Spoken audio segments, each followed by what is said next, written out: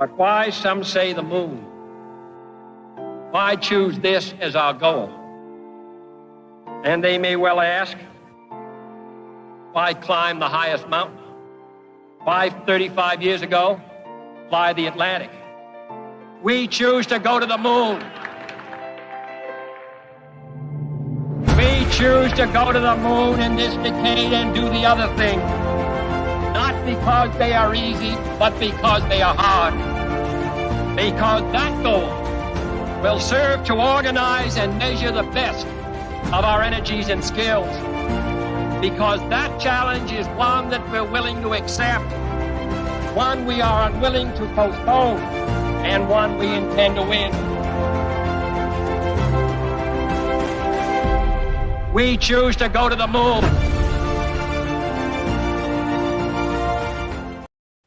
All right, everyone, welcome to the third episode, World Blockchain Roundtable. Hosts for today are Greg from Rivet, Sean, creator and entrepreneur, Dave from Din.social, and we expect Ross from Global Crypto Press.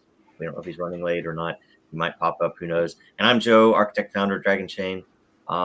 Quick update on the layer ownership token distribution from last week's episode. Rounded down, most significant digit, 2,000 views. So 2,000 lot will be created. Each post from last week will get 190 lot. Every topic contributor from last week gets 83 lot. I think we went through quite a few last week.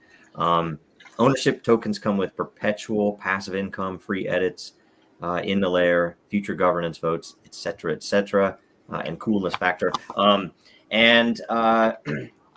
The lot from the previous episodes has been created and distributed to all previous contributors and hosts. If you gave us your DIN username, if not, make sure you get that to us soon. And so now, get to the topics, and we will refresh. And I did give an even distribution of a pretty big amount of energy to all of the questions. So have that. It's fun stuff. Okay. First, Jared. It's a topic about private mental health screening of individuals' public social media posts, and how that, I guess how that might relate to blockchain. What do you guys think? Who has initial thoughts on this? The thing I hope Greg does to get us started. We talked about it earlier already. Yeah, I was saying the thing that jumps out to me is how this could be used in the context of sort of like the new, social media censorship / community propaganda effort that we call countering violent extremism in the context of the new domestic terror bill or domestic terror directive that they put out. That's where I would take this right out of the gate, because normally you have to go to the doctor to get mental health screenings. You can go in there and you can ask for mental health services, and they can evaluate you, and then maybe even your family or loved ones can force you to go in there. But this will be one of the first times in the United States that the government, even your public social media posts, can recommend services for you that you have to go ahead and avail yourself of if you don't want to end up on the wrong end of men with guns. So that's kind of where I see it. I've been out of town for a little bit, and I haven't been reading up on a lot of the bills that have been going through, and maybe some that have passed. But you were talking about is that something that's being defined, what you're talking about, or is this? It's already defined. Is it okay? And that's they already have they're like the red flag laws that they try to say, yes. Mental health. So you have to go get the person's guns. It's already been instituted in a number of states. They've had there's one in New York where there was even a crowd stuff that you're gathering, about, right? Or is it separate? Or is it in addition to? It's weird, and I don't think people will probably want to go into the details of exactly how it trails through. But this is a way to use the funds that they use for, state, local, tribal, and community organizations to co-participate in the domestic terror security plan, right? Like, it's a way to say that these are things that you can use, these policies and these approaches, and if you use them, you're in compliance with this framework that we created. Okay. And it just runs what's already there. To bring this back to topic, I guess, is this something that is this something that blockchain could allow the government to still do and make them happy with it while also making us safer? Even if it's not a binary thing, like, is there any gradient of, can you use blockchain to, have draconian rules that are at least a little bit better? Is there any way that that could be applied? I mean, from my point of view, I would say this is one of those areas where you have to leave it to people individually, right? Like, we don't have and haven't had any sort of data analytics system put in place for whenever you have an encounter with a medical professional or society in general. It says like, you're a danger to yourself and others, so we're going to go ahead and preemptively get you set up with some mandatory services. I mean, I guess we kind of do that with DUIs and stuff, but like, I live in Florida. We have the Baker Act here. Right. You can absolutely forcibly imprison someone, I guess. Right. I guess the question is, but I guess the question is, where do we draw that line? And I think that if you draw that line anywhere outside of within constitutionally protected speech, you run into major issues, of like, we're getting into political politics, right? Like, where if you're a Republican or if you're a Democrat, you may be able to point to the other side and say they're not just wrong; they're mentally ill, and that becomes a weapon. I'm someone who's really interested in getting blockchain tech used by governments and integrated into the systems and into the legal systems and things like that. How do you think, even with the existing laws, how do you think that politicians or lawmakers or whatever, how do you think they're going to see it? What opportunities are there for them to easily be like, oh, well, this applies to what we already want to do? We talk a lot about what we should or should not do and maybe how to prevent things from happening. But assuming things are still going to go that way, how do you think, and if you want to call it the other side, how do you think the other side is going to use it to their advantage? I think anything set up to take away people's guns, to make them more safe, is kind of an oxymoron. I'm much more safe with my gun than with a phone and the police. That's just been proven time and time and time again. You have to be able to defend yourself, but I don't know. The basis for the question is something that I wanted to touch on. When did social media become so serious, so real? Yeah. I remember when Trump first took office and he was tweeting all the time. It was like, that's just silly, and now literally it's like how government agencies can make an official announcement. If you watch the news, a lot of time, this was released by tweet. And I still think that's hilarious. But how can, first off, anytime you watch any armchair quarterback psychologist, whether they're being interviewed or whatever, they're being shown a video, every time, well, you can't make an actual evaluation over, watching, videos or posts or whatever. But in my opinion, based on these things, this person might be, complete loony. So, but they always make this huge, long, caveat before they say it, before they say anything, because you can't really make a judgment call. Well, but the one weird more thing thing, is you when sort it of comes to can. the freedom of being online, you can go online and just be a dick, just Right. troll, just be, do whatever. But that's what I think this is trying to limit.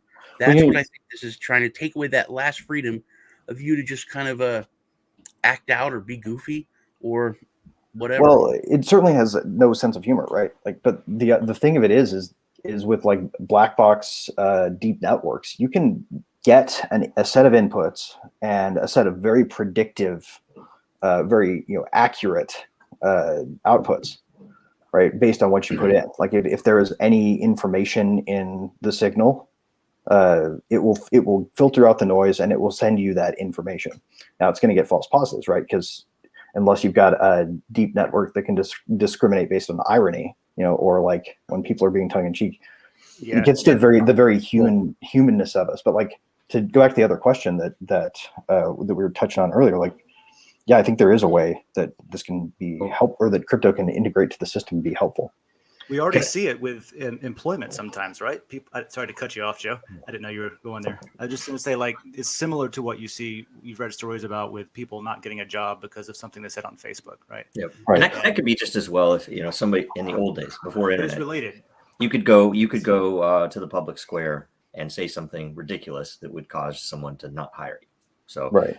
that's the same. That's an equivalent. It's just different tech, and you have the history, and you have better exposure of it, right? And that's how I feel that social media should be treated for the mental health question too. Is like, okay, if somebody would have said this to you on the street, what's the avenue for? Well, for mental health, they have rules, and I don't know those rules, but they can't. It's not can't judge that unless it's under some clinical stand. You can't judge someone based upon something they say online. Yeah, and that's actually, I take back what I said actually, because that now I think about whenever I was younger, I played a lot of StarCraft, and there was this situation where someone got arrested because there was like a hit list that was found, right? But it was for their guild. They wanted to kill all these people, and they wanted to. Yeah, there's some kid in the U.S., if I remember, maybe even in Texas, that was arrested because some Canadian said he was being, he said something inappropriate. It was, some politically incorrect stuff for some kid that ended up going to jail, and it's ridiculous. Anyway, but as to Twitter, from what Sean said, that the interesting thing about the officialness of it is that that we have, how do I say this? It was a weird point in history where you have a president who this was the best option to actually, it was actually a very interesting thing that if I want to hear what he says, I can subscribe to him. I can put on notifications. If I don't, I don't. I could even say I'm going to mute anything Trump says if I wanted to. But it was kind of interesting because it was his direct access to his followers, right? Which was a very internet thing. It was kind of actually beautiful. I thought it was very very odd and interesting, right? As crazy as as horrible as what is going on right now over there. But at least we don't have any mean tweets. Is the kind of the main thing going on right now, right? But for what this talks about, I mean, the thing, and this being a show about education of this particular technology, the main point I think to put out is that some of the things that are positive about blockchain use, because if you don't talk about how maybe the CCP would be using this tech, in a social credit system or something, which is scary and evil and Orwellian and everything else. A legitimate republic, a democracy, a government focused on autocracy. Wherever that might exist, it is potential that they could use this to improve data integrity. That is, if somebody is applying for aid, there's an easier way to maintain privacy yet still prove the thing that needs to be proven. Where unlike it's just somebody coming in and saying, hey, here's a I'm going to make up a social security number. I'm going to apply for this. I'm going to get this. I'm going to do it 150 times at this address. I'm going to collect my money. I'm going to get out. That's what happens right now. It's tons and tons of fraud. There would be really good avenues to use blockchain to counter fraud in that case, which everyone should support and taxpayers should support, right? Anyway, one way that we might use it to do good, right? One of the things that we've always had is, given no difference, being able to be detected from the system itself, right? Like if you say something in a digital communication medium, you presumptively given up your right to privacy in it, right? Because you've shared it through your carrier, and that's what the law says, and it's always been that way since that terrible decision that was a pro-drug war thing. But like, what if we gave people the ability to, through a cryptocurrency like system, through some kind of on-chain transaction, say, and I mean it, official. And versus in Minecraft, right? Because that's the other side of it. Is like if you don't say in Minecraft, then it counts, or is it that you have to say it counts, or else it's assumed it's in Minecraft? Greg has hit something there that I was been thinking of. if you look at the evolution of that's what he's these saying. platforms, it used to be like a diary. You know, it was your own personal page, like a live journal. I'm talking MySpace, but it was your everything about it was just 100% personalized. And then Facebook turned it into more of a socialist, you know, generic. Everyone's the same, but it was like your own personal thing. It was a lot more private, you know, to where now everything is out there. And once you say it, like you said, you give up your right to that privacy, which is that it's. I don't think it's a good thing, but also it makes everything because of that.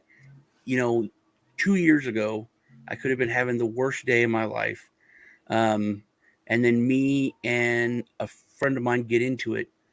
Which if we argued at my house or we argued at his house or in the yard, no one would ever hear, no one would ever know. But now, and literally we could take it down, you know, 30 minutes later, you know, delete it. But if someone's got it, it's there somewhere. And if that can be looked at by an employer, think about that. Think about terrible things you said in an argument when it was just you and one other person. But just because now everything is done, you know, online. If it's not, before if it's not a DM, in it's some out cases, there. You know, in some cases, like, okay, yeah, then I was wrong, and I've learned, and I've changed my opinion since then. Right. But does that forever live in my past that I once believed this, even if I acknowledge, oh, that's wrong, and I changed my mind?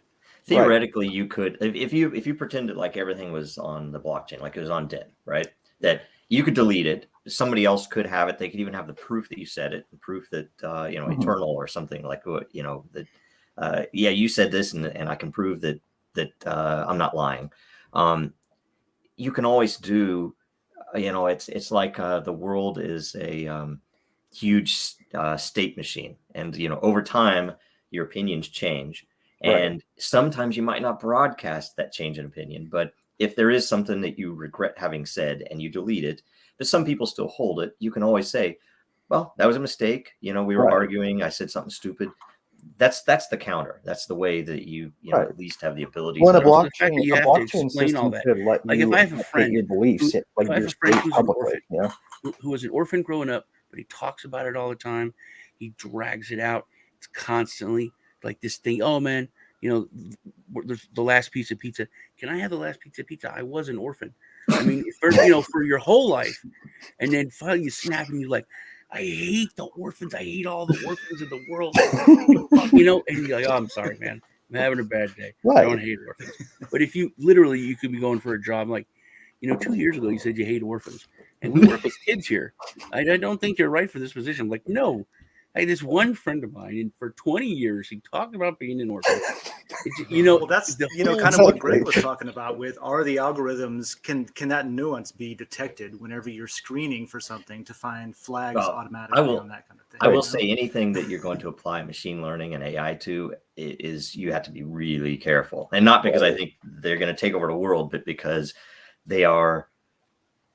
You know, they're fallible, and you know, as there's a TED talk on Facebook, and it's interesting for two reasons. It's a decent number of years ago, but it was talking about the issue with using machine learning to help your feed, because and this is a big thing that kind of applies to our philosophy at DEN, even that they found that because of what you liked and disliked and how you reacted to various things, they would end up forming these bubbles. And the friends of yours that disagreed with you politically or socially or something else would tend to not show up in your feed. And they thought this was a good thing, or the AI thought it was a good thing, but it turns out it's making these echo chambers where people are not talking to each other. And then the funny thing is, then Facebook and Twitter, and by the way, his, I guess, in summation, his path or his plan to fix this was more machine learning, AI, and I think it's a marketplace. I think that you need the people themselves to help tune it, because there's scarcity there, and so you know, people are, I don't know, that's more subtle than what the machine learning can sometimes handle. But the funny thing is that then Facebook started censoring certain types of political speech. And so then, and multiple platforms were canceled around the, after the election, during the election. And you end up with this really weird thing that all of the conservative or banned content is tending to make echo chambers. So if you look at, and some of them are, I've enjoyed some of these systems before the attempt to use them, because, we can't talk on Facebook anymore, so we need to go over here. And they're not as fun because, for one thing, you can't troll.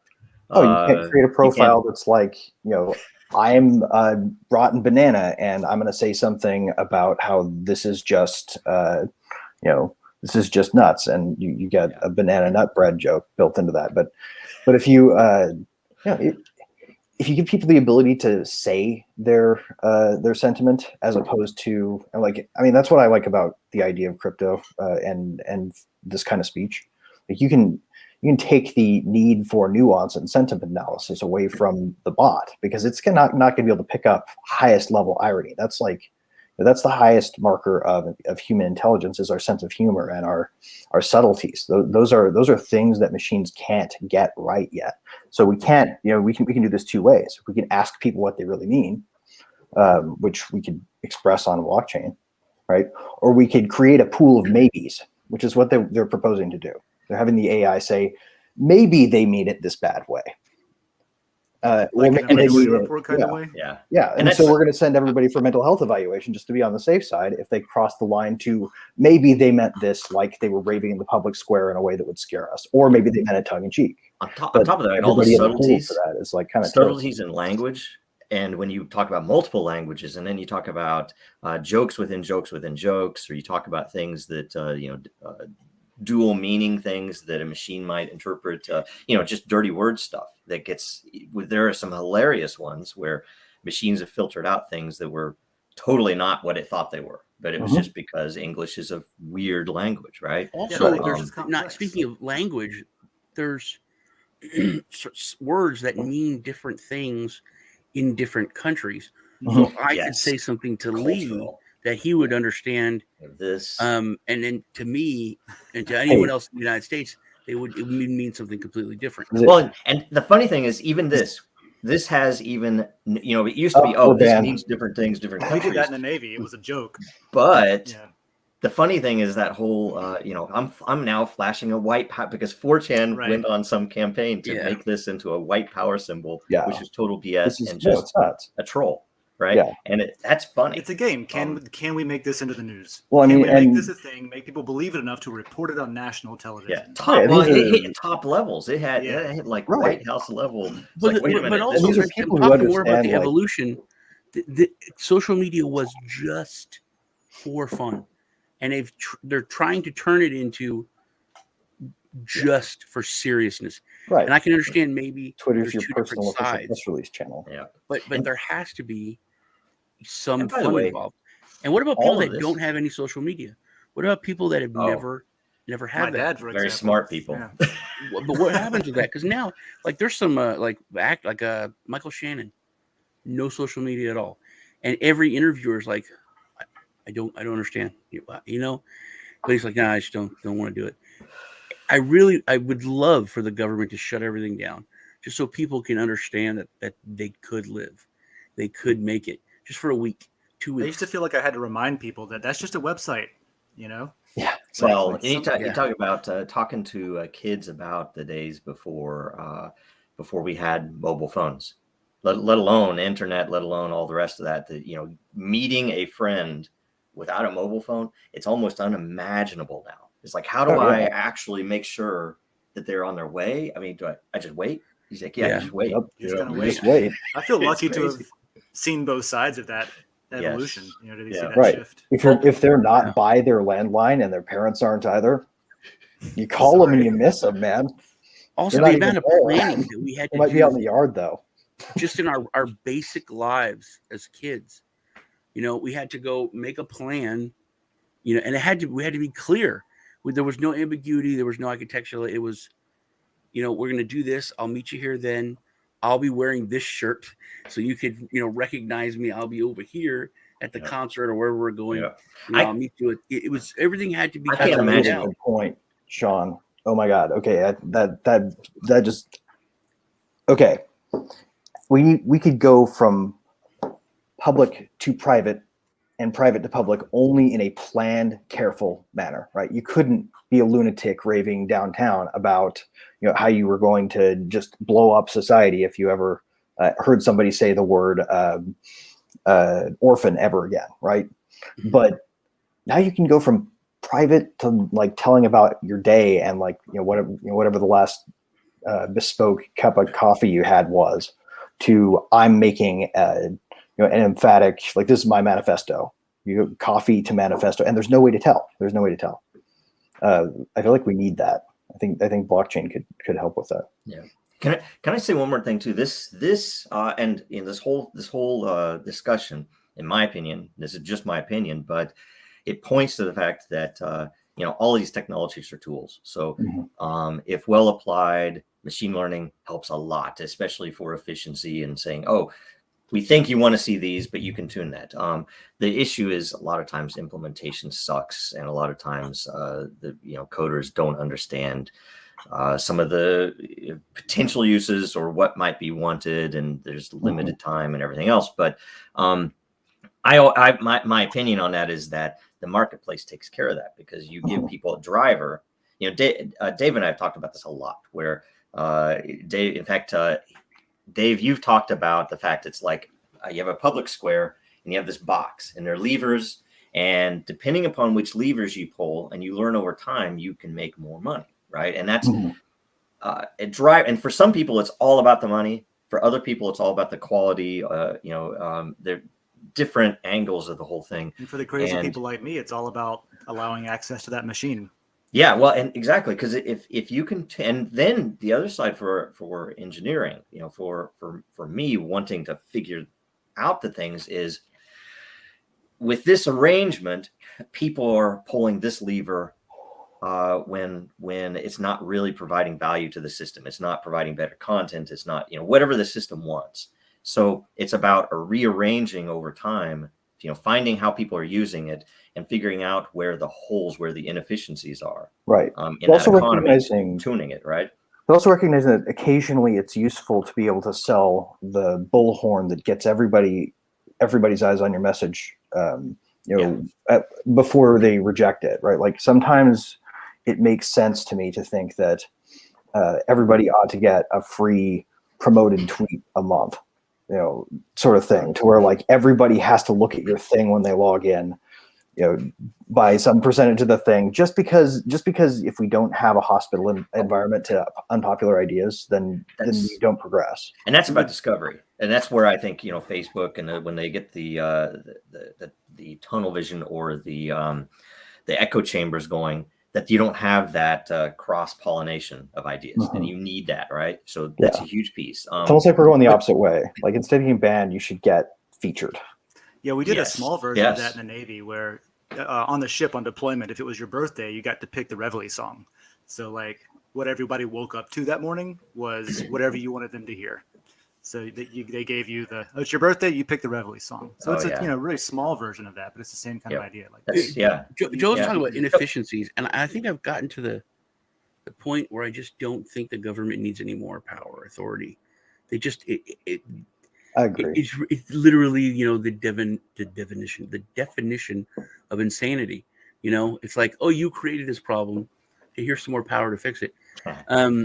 You're talking to the guy think that just anything the government does, that any inch you give them, okay, they're going to manipulate it to their goals, whatever it is, whatever the agency is, and it now can be brought down to like one or two people to use as much power as they have, or authority. Right. I don't know if you remember FPS Russia. It was a YouTuber, and he was hilarious. He would blow stuff up. And I recently found out that the FBI sent him to prison. What? Now listen to this. This is you have to hear this. Okay, first off, he's American. He wasn't Russian. It was just it was a character. and he said it was a character. He said he was a professional Russian. But I've been thinking about this with my tinfoil hat. I remember this guy. Christ. No sense of humor. I think he showed how much freedom we have when it came to that stuff. You can blow stuff up. Sean, you can own a tank. He went to jail. again. I do remember that guy. Dude, Yeah. This is insane. This is what happened. The FBI, because they had special authority that the police didn't, were able to go into his house for something else. He had a joint. They charged him with possession of a narcotic. Mm-hmm. What are you going to do with this? I was going to smoke it with my girlfriend. Oh, intent to deliver. Yep. Because he was going to smoke with his girlfriend. Right. They went through all of his guns. He had a gun that he had specially painted. And they said, this is muted out the serial number, felony. Jesus Christ. You're looking at 20 years. So he pled down to he did 2 years, but not allowed to own a gun. And he was silenced. And that happened just because he told a joke they didn't get. I had no idea. We used to love that guy when I was in the military. We would watch his videos. See, I think that was the guy we used to watch. But I and remember this that is- person. I'm a professional Russian. This is exactly the videos. issue. With He had all mental kinds of health. cool stuff. Yeah. If we're going to There's give power. if we're going to give the state the ability to send you to a mental health evaluation, you shouldn't be at the mercy of their level of sense of humor and ability to understand irony or a good joke. Like you shouldn't. You can look at the stuff that happened with Dread Pirate Roberts, Silk Road. Right. That was parallel construction. They've pretty much proven that by the. Well, parallel construction was like a method. That was. They consider it valid, and it's constitutionally backed up by precedent. Like we can't have a system like this unless we have a system that's also going to be not just publicly speaking, and not just from a policy standpoint, really unable to put people's lives in jeopardy.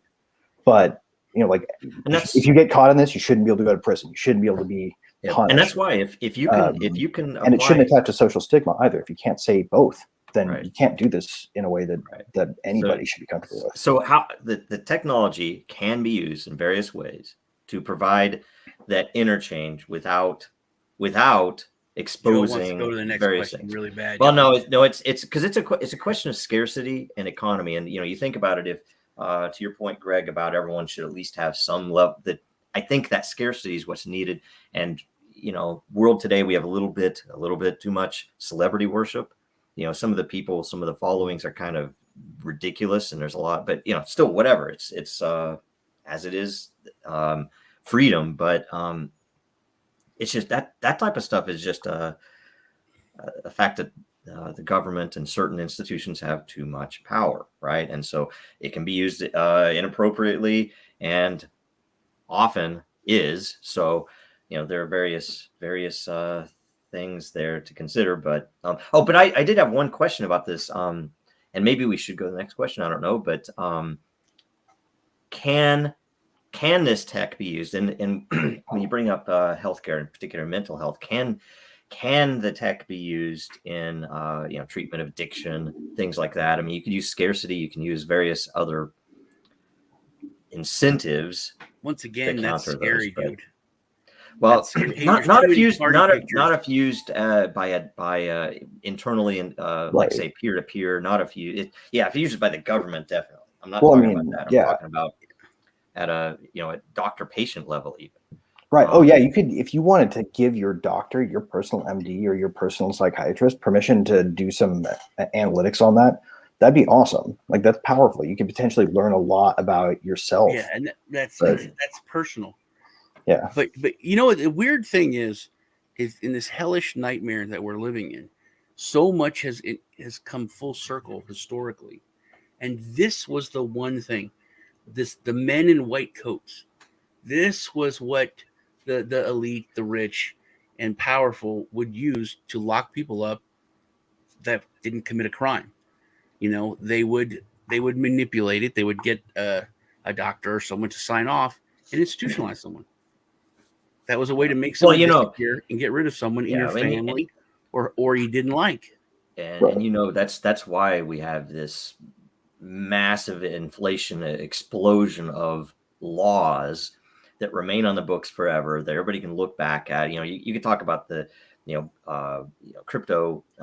In the crypto world, we talk about how the Fed just prints money. Why are we taxed? On the other side, you have, why do they create so many laws? It is literally because everyone on today, everyone watching has violated numerous laws today already, right? And the reason they do that is because it's on record. If they ever don't like somebody doesn't like something you say, they have the ability to come and get you. And that's, you could point to FPS Russia. You could point to, that's why those laws are on the books. Yeah, it's a felony. Still blowing my mind. My thought, how I've always thought this. If ever we have the ability to form a new country, you could put in something that would be, a fundamental, constitutional amendment. If it were in the U.S., that would be a bloodless revolution amendment, which is, Jeffersonian, right? That, over time, you need to spill blood to retain liberty. That was what his theory was, because what happens is what we've seen happen, right? Where you have this massive Did you see amount the press of conference power. where the president said that wasn't the quote? That's not what it is. No, Yeah. really. He absolutely said, he said the quote, and he said, no, it's not what it means. It's not really the quote. And then he said like something completely opposite. And that's something that's been bugging me a lot with this Afghanistan thing. To see, and it's not, I don't want to dismiss it and say sheep or whatever, but the people that said one thing in this short period of time, the people that said one thing a week ago and then said something completely different, or will just totally lie. People, like, oh no, this is good. They're like, what are you talking about? This is terrible. Look at this. And like, no, that's good. And then they're like, oh, it is? Well, that's good. Yeah. Well, see, and that's why, imagine if instead of retaining these laws on the books, they would only last so long. It would require, the work would be required to keep them in place. So let's say a law that, doesn't apply 20 years later, expired in 1 to 5 years, depending, and that it took an act literally of Congress to keep it in place. So all of a sudden it's popped up, and yes, they would throw them all together, but people would at least be able to whittle through them and say, wait a minute. But how would you really want to keep arresting people for doing this thing? Well, like to hit on that, it's something much worse. Is what about laws that aren't made by Congress?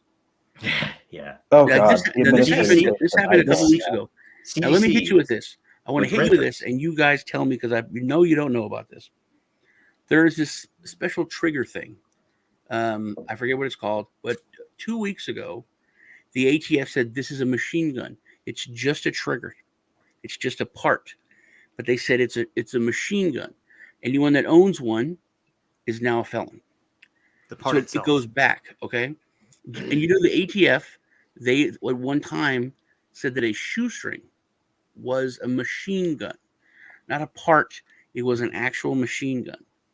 So the thing is, though, they said that this is a machine gun. They sent a letter to the manufacturer. 50,000 of these have been sold in the United States. They said, you now are in violation. Having sold these, you need to pay basically it's $200 and $200, a $400 tax stamp fee on each one that's ever been sold. Right. So, that was a never passed by Congress. That wasn't nobody passed by understood? anyone that was elected. They just said, that's a law. All you people are felons. You have to give us bajillions of dollars. That's the administrative state in action, right? Like we have a Congress right now that has always been permitted to delegate power to a group of people that they say know better, and then technically they have to go back and affirmatively take that away, and they have to do it under reasonable advice. So they bring these people in who are white lab coat types, like some adorable doddering scientist that comes in and says that we can save the world by making it so human beings can't develop with the presence of human faces in their lives, right? That's the only way we can be safe. you vote against this, you're a fool. And the side that opposes freedom will always have a really good beating stick for anybody who stands up for taking power away from the administrative apparatus. We won't be able to. It creeps. It's a machine. All right. You guys ready? Next subject. Okay, let's go next subject. All right. Football. Perfect. All right. Vesna Vulovic.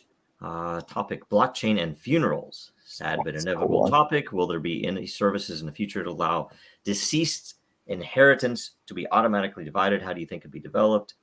Talking about crypto assets. So I can say up front, I've spoken in the past about this to people, with people, even with social media accounts. I was like, oh, I have my iTunes library that I paid for. What happens when I die? What happens with my Facebook account when I die? And I'm sure that even back then, that there is a market for that. Someone will develop a service that you can plug into, probably with your insurance or something, where it will handle the trade-off. Here are all the photos that dad left behind, that type of thing. Crypto is harder, of course. I mean, it can be done. There's a lot of danger there. Now, with digital goods, unless now with the invention of NFTs, that's different. But when it comes to digital goods, you don't own them. You only rent them. Having worked for Xbox, sometimes like you can buy a game digitally. You'll pay more in some cases for a digital game versus a hard copy of the game. And if there's a license change or anything, there's some even worse stuff. But you can lose the game. It's gone. Whereas if you had a hard copy, you own the game. If you die, the game goes to someone else. Movies, TV series, if you buy them digitally, if there's any kind of change in licensing or some deal, you can lose it. I remember having people call, and it's some like off the wall show on the Discovery Channel about cooking cake or something. Never heard of it. It's my favorite show. I paid all this money, like 4 seasons, and it's gone. We go to the website, Microsoft, it's not there. And then it took a bunch of research, and then I found out, and they're mad. And I'm like, hey, it's not Microsoft's fault that we didn't. It's the the film company. But even more on that, when it comes to digital games, you could be a diehard gamer and have your account and have bought tens of thousands of dollars worth of add-ons and games and fake money and all this. And if you piss off someone or you do something wrong and then they cancel your account, all those games are gone. You don't own them. Yep. Apparently with NFTs, it could change. It's true. We should have Ready Player One as a service for everybody. Everybody should get their own Easter egg hunt for inheritance. That's what I want. Yes, there you go. No. Even with the Oculus, right? That Facebook owns, and I've heard that there are cases where someone gets canceled on Facebook, and so they can no longer use the hardware that they purchased because it requires the Facebook account for certain games. And I'm like, I believe wow, that. I have returned hardware that I ridiculous. purchased that as soon as I tried to use it, I had to be online or sign up for an account to use the hardware. Oh yeah. I guess I'm returning this. Sorry, I can't. Yeah. By the way, there's a huge promulgation of new hardware things like, say, Christmas lights and things you wouldn't think much of. It's like, it's Wi-Fi capable. Mm-hmm. Why? Because there's some stuff in there. They want you to plug it into your Wi-Fi so it can do whatever it does. But it's crazy, and convenient. People are doing that, but it's going to have phone home stuff and tons of CCP. Have it work for package comfort and joy. What Dave just said. Most people don't think about when that terms of service pops up. Even people that read through it and complain. But if you don't sign it, if you don't agree, especially with Microsoft, every device you own becomes a brick. Make your own Microsoft, man. Right. Your Xbox, anything your Microsoft account, your email, all of it's gone. No, you can't click the proposed revisions button. They don't have that. Yes. Well, it's something And you can't line item veto anything either. Right. Something very specific to this question, and I can't remember the guy's name. I was seeing if it would come up, but the dude who just died in Costa Rica, and maybe he faked his death. I don't know, but a big Bitcoin whale that was supposedly a troll. Again, I'm sorry, I can't remember his name. But you're talking about that was a big question. Did these Bitcoin, were they in some form that they could be transferred to next of kin, or are they lost? And so it's a huge, interesting issue. If you talk about it from a network level, the original Dragon model for our token was intended to be a literal constant supply, where you would have to bring it back and not stake it, but prove that you still held it and were active, or else over time they would whittle away and go to whoever, to the people who are coming back and saying, and it's a balanced economy, because if everybody's doing it, you're not going to get much in doing it. But if you don't do it over time, all of your balance would go away. And the intent was that you could hold the keys on your phone, throw it in a lake, and those tokens will come back to other people that are still in the network. So you could never actually lose them. That was the intent. We didn't do it because it was too complex to even consider with ERC20. And there's, potential we still want to do that later with a side token or something. But, and I've talked about that in the past. It's a very interesting thing. And I'm still surprised no one's ever done it. But personally, though, it's a really weird question, because people will give their access to the private keys to wife, to family, and there are risks in all of that, that maybe they aren't security aware, maybe they could screw up, all types of things, and you can't let your lawyer hold them. We've had even government authorities asking us, well, how do you do this, or why is it not here, or why don't you put your keys in a safe deposit box? And we're like, nope. And then what would be the time frame that you would do that on? I mean, what if somebody goes to prison for 10 years? That's a question. There is, and there was, and I'd have to look this up too. There is a type of transaction in Bitcoin that is supported, or at least was supported. I've not kept up, where you could lock up funds for until a certain block height, and for inheritance, basically. So I can send this to someone that it won't open up until they're 18, 21, whatever, which is an interesting thing. And, the tech can be used in that way, that theoretically you could have something that would, in a decentralized way, unlock 2 certain addresses with a multi-signature, and only after a certain period of time. So if I don't do anything, it's almost like Dead Man Switch, but with the funds, right? So don't do anything. I don't know the specifics enough to talk about it, but I know that one of the things with Taproot is the ability to have basically secret smart contracts that if they're never activated, then you'll never know about them. But that transactions could have, that you could create a set of conditions that was not transparent, that maybe somebody trusted could have in case something happens. But I think it's a good question, because that's something that's really relevant right now when people start coming into Bitcoin for the first time, is self-custody of keys. And that's just another question that goes right along with that. Well, what are the implications of self-custody, and what are the implications of security when you think about why do people rob the bank? Well, that's where the money is. So now if you're holding on to the money yourself, what does that mean for you? Things like that. Yeah, well, it's generally a positive thing. The same reason that privacy is better held if, and the big missing piece with the technology before blockchain, and again, at least this is my opinion, is that that you couldn't hold your own privacy factors and prove them to independently prove them to another party without having all these risks, which is what we have today, that a small number of centralized authorities hold a tremendous amount of privacy data, and that becomes it's like a honeypot. It's just basically sitting there for anybody to come in and grab it.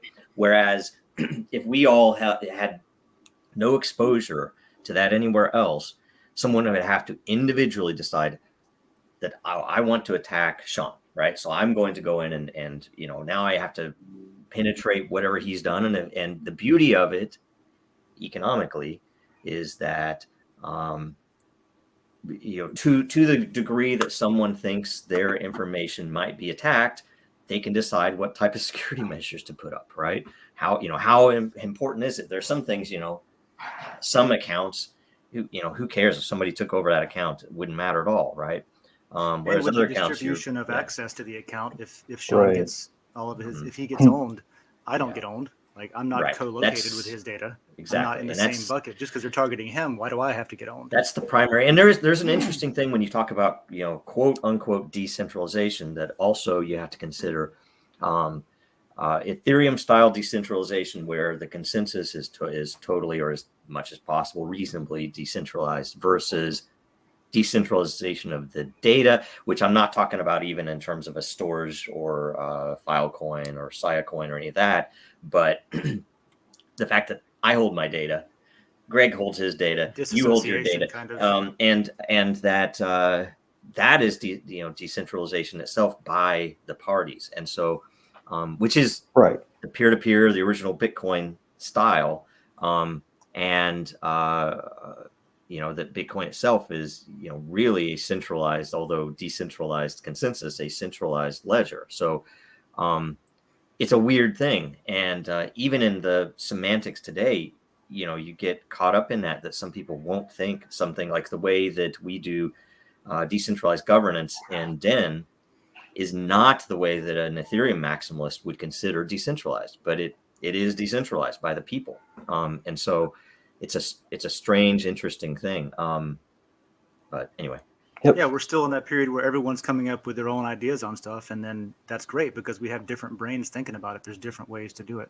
Right. Yeah. Well, I mean, when it comes to shared secrets and sharing information that we don't want to expose to security breaches, but that need to be shared limitedly, like those are challenges that that can be addressed technologically. There's a lot more to cryptographic security than just nobody gets in unless there's a private key. There are ways to share those secrets in ways that are more secure, not perfectly secure because nothing is, but like are more secure than what's out there. And like anybody who's interested in reading more about that, you should check out Key Split, which is a hackathon project that my co-founder, that Austin was in, back in the one of the very first ETH Denvers. They made a thing that lets you share a secret that allows you to regenerate your key if you've lost it by sharing some information that you generate using using an algorithmic process, basically. So it's pretty neat. Worth checking out if anybody's interested in more detail on that. All right, you guys want to go next? Sure. Topic. Yeah. Let's see what time. Oh, we're there, but if we can do it fast. Okay, we can do it fast, right? Okay, we can do it fast. We should lightning round all the questions real quick. That's a good point. We could do that. Okay, Jegs. Question: what does blockchain technology replace? Quickest of topics. And are there certain forces not wanting blockchain to succeed? Yep. I can answer this in one sentence. Yes and yes. Actually, a fragment. Middlemen and all the middlemen. Yeah. Well, I do like what Tyler said about. Go ahead. Yeah. But the first half of the question is the interesting thing to me is that over time, the what has affected the what of the second half of the question. That in the beginning, it was Bitcoin was a huge, brought a lot of fear to a very, very, very small community of people, the banks and the money people. They were afraid of Bitcoin. And over time they realized, and you could go through the whole, first they laugh at you, then they, and you could go through that with any one of these groups. I think the second forces that were afraid of displacement was the VCs, other money people. I don't think it's hit yet that the fundamental utility side, non-financial, has been woken up yet. And in fact, the thing that I wonder is if it will be a negative, because then you get into the engineering side and you don't typically see an issue with engineering of a displacement or fear, because when the internet came along, AT&T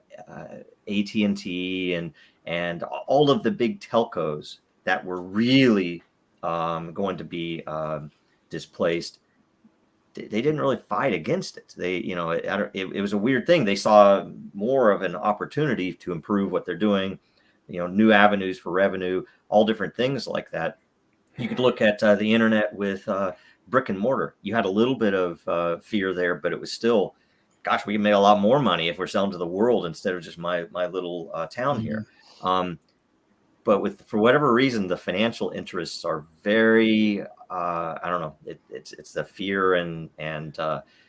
Well, it's a little bit different. It's like what I was going to say. I think it was Vitalik Buterin that said this. It was that, or unless he was quoting someone, that typically with automation and advances in technology and stuff, you automate away and you get rid of the fringe menial tasks that people are performing, right?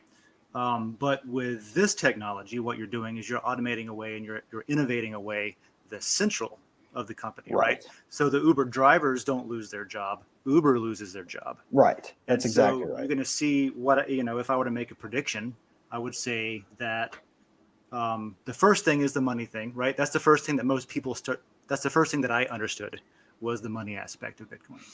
It took me a long time to get to the utility aspect and the security aspect of it. Right. So what I think we'll see first is banks will become like what libraries are today. They're still around. They're a legacy infrastructure for information, for access to information, but they're still around. But that's terrifying for a bank, for the entire banking industry. The library was a public good that was paid for a lot of times with tax dollars and things like that. A bank is a business. A bank is a private entity a lot of times. Right. And then whatever the response the banks have in the long term, whatever we see the banks do against this, I think that eventually you'll see the same exact thing in the same response from the governments when everybody gets to the utility phase. Right. When everybody gets Well, to like Joe managers said, is about another one. businesses without a government. kind of seeing the internet and seeing the potential. The same thing could be true with like libraries and so on. Because their main goal is to bring information to as many people as they could in that area, and entertainment and other stuff. So there's a way for libraries and to do that on an even bigger scale. But if you're separating crypto and blockchain, the forces that don't want blockchain to succeed are pretty much all nefarious forces. I mean, This is true.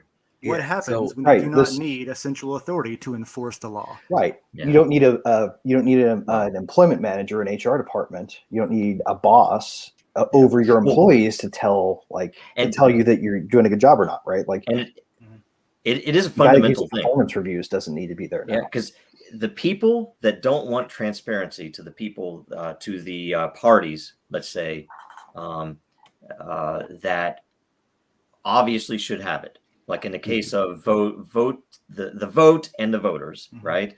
Or in the case of state or any government funding, that there are certain required levels of transparency, but there's a lot that and everybody knows that the power players do things behind the scenes. There are under the table payments everywhere, tons and tons of graft, tons and tons of fraud. Those are the people that don't want the transparency. And we've had cases even locally where we said, look, we could help with the vote here in Washington State.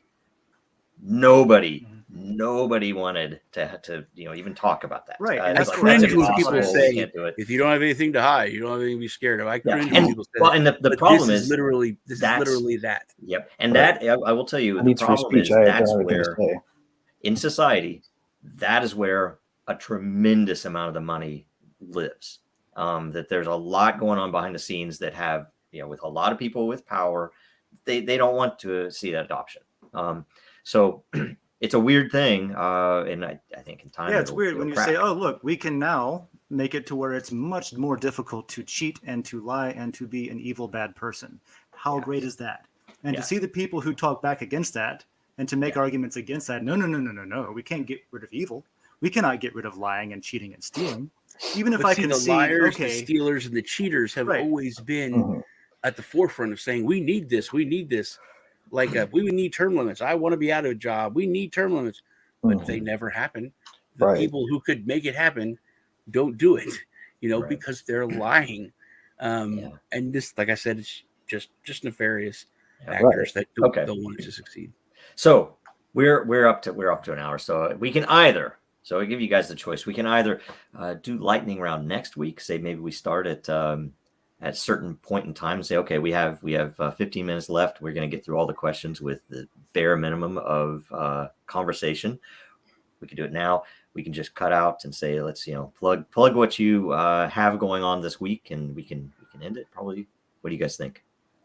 I would just say that I'm gonna hand my lot over for this week. I'd like to grant it to everybody who asked a question this week, rather than take it for myself this week. Because I feel like we're getting into a place where these people who ask questions but don't get to the top of the list don't have a whole lot of good reason to keep asking and to keep coming up with great questions. I throw in a ton of energy to all of them. So I just want to do that this week since I got pretty engaged with that first question. So I probably slowed us down a little bit. I'm gonna hand mine over to everybody. That's fine. I don't know if we can do it. Well, I'll ask the guys. But either way, so I don't know. You guys want to just cut for this week, or do you want to? Yeah, probably. There's a few Right. questions. Sure. Okay, so. We can, we did talk about doing like an overtime. So every time we do this, we come up against it's been an hour. That's a long time to expect someone to watch and listen to this. But we could do like an overtime thing, regularly if we keep regularly doing this, where we try to crunch through the format to the hour, and then maybe a lightning round. Or we could ask everyone on Den what they want us to do, and we could do that. Live chat. Those are the people that are watching. Let's ask. We'll do that in the roundtable. Say, do you want a lightning round at the end? So pretty much everybody gets. The problem is, you'll end up with too many. You won't be able to get through them all. If you had 100 questions, it's also a lot less in depth, a lot less of our personalities, which a lot of people talk about. That football question, people really like that. People were commenting on that. It's usually best it went just where kind of it did. That was let cool. it go. Yeah, and I got to go back and watch. I've been out of. That's why the roundtable format worked so well, even when we were in person with the meetups, because you could literally get any topic you get an answer to any topic that you would bring up. So people would come, and they might come because of the speculative. Bitcoin is up like crazy this month, but they might come because they have an idea. They want to know how feasible it is, right? So it works to just leave it totally open. And this was the compromise where we can't have everybody come live onto the show, but because all of the platforms didn't have the capacity to do it or didn't have the ability to manage it. So this was just a good way where we can reward them. And so far it's been pretty successful, but we're just getting started. We just got the lot out a couple of days ago. So we're hoping. Yeah, that was cool. I showed up to look at the questions today, and that said owner on it. So that was badass. Yes. Oh yeah. Well, I mean, if you guys can't feasibly, technically, by the way, put my money where your mouths are, then please feel free. Anybody listening to this who's like, "Yay, good job, Greg. Thanks. I wanted some of that." Come hit me up, and I'll actually send it to you once I've got it in token form. Yeah, so. And I'm sure we can do something. So, but yeah, we'll figure it out and maybe ask, if people have feedback. Do you want us to just try to get through all the questions? So, or answer in the comments below. There you go. Isn't that what they say? Yeah. Except, so we want to put it in Den so we can get it. No, I don't know where this is being watched. Right. But anyway, we'll do that. So I guess, what's going on this coming week, or what do you guys have going on? And then we can close out. Who has anything? Well, I'm just getting back from a 2-week trip in Germany, so I'm kind of catching up on stuff and mowing the lawn for one. I live in Florida. It's been growing for 2 weeks, so I don't have a lot to tell you except for we are rolling out some local advertising tests on Den Social, and I'm looking forward to that. So if you have, if you're an artist or a creator, or somebody who's in a band who gives money to Facebook to advertise their local shows. I will, in a couple of weeks, have some interesting results from what we're doing here. Maybe we can keep that money local and to your friends who already helped them spread their show anyway. So that's what I'm working on. Nice. Cool. There is something to be said about economic models for stuff like that. It's really interesting. It's interesting because, like, really, if you're a venue and you're paying for advertising, why not give it to the people that are going to come spend it at your venue at the show and buy a beer with it? You know? Yeah. So absolutely. it's getting some attention, like the interesting questions that come along about where does the money come from? Well, how does this work? I'm like, well, let me tell you. And at the end, they're like, why do I give all my money to Facebook instead of my friends? Right. Yeah. It's a very good point. For me, I'd just say, like, anybody out there who's an engineer, who is a front end engineer, Rivet right now is trying to pick up somebody with some mad skills there. And we love you if you're in crypto. This is no slight to you, but we're actually trying to prioritize people who are not involved with blockchain in any technical capacity yet as a first. So we especially want to hear from you if you want to get into it and you haven't gotten into it yet, but we're not going to obviously discriminate. So anybody who wants to be a part of the Rivet team and help us build really awesome front end interfaces for developers, please get in touch with us. Either send me a DM on Twitter, or it's greg@rivet.cloud if someone wants to send me an email. So that's mine. I'm just going to continue to fight crime and injustice every night under an assumed identity. Right on. That's what we like to hear. That's perfect. For me, we're also looking for some talent on the core side. We need some more devs working on full stack. So I should say that. But otherwise, thanks everybody for joining, and thanks everybody for asking questions and voting. If you can, make sure that you join the WBRT layer and den to ask questions. Make sure you ask questions. Make sure you vote so that we can sort through things efficiently. Share the episode. The more you share it, the more the topic contributors and hosts will get. Make sure you like, comment, subscribe, share, all the normal things. So thanks a bunch. See you next week. The first tap of a conductor's wand. The first rivet in a mile-high tower. The master link at the genesis of the never-ending chain. The moment a single empty canvas meets a singular master stroke. There is no one thing. Because now there are many. Because soon there will be more. Because one is ever the beginning. Like the first link in an infinite chain, or the first rivet in the tallest skyscraper. The master stroke is found in the masterpiece. What will you begin?